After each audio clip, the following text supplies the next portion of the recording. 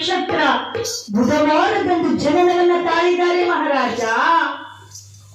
ಈ ಪರಮಾತ್ಮನಾಗಿರ್ತಕ್ಕಂಥ ಶನಿದೇವರು ನೋಡಲಿ ಯಾವ ರೀತಿ ಇದ್ದಾರಪ್ಪ ಅಂದ್ರೆ, ಹಣೆ ತುಂಬ ವಿಭೂತಿ, ಪಾಲ ನೆಚ್ಚರದಂತಹ ತಿಲಕವನ್ನಿಟ್ಟು ನೀಲಿ ವರ್ಣದಿಂದ ಕೂಡಿ ನೀಲಮೇಘ ಶ್ಯಾಮಲತೆ ಗಮನಿಸ್ತಾರೆ ಮಹಾರಾಜ.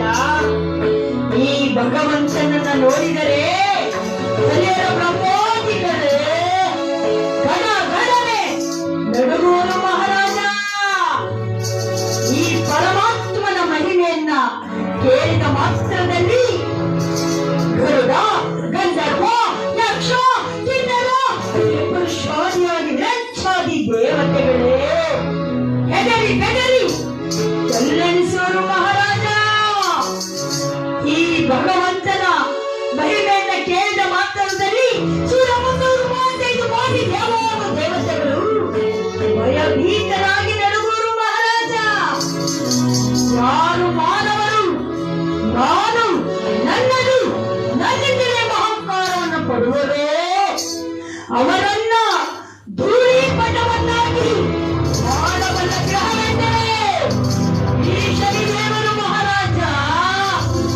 ಈ ಪರಮಾತ್ಮನಾದ ಶನಿದೇವರು ಯಾರು ಮಾನವರು ಸತ್ಯವಾಗಿ ನಡೆಯುವರು, ಧರ್ಮವಾಗಿ ಹೋಗುವರು, ನಾನೇ ಮಹಂಕಾರವನ್ನು ಬಿಡುವರು.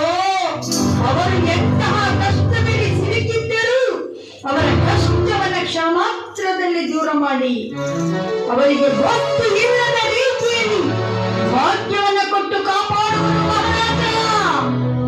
ಈ ಪರಮಾತ್ಮನಾಗಿರ್ತಕ್ಕಂಥ ಶನಿದೇವರು ತನಗೆ ಜನ್ಮ ನೀಡಿದ ತಂದೆಗೆ ಕುಷ್ಠ ರೋಗವನ್ನು ಕೊಟ್ಟ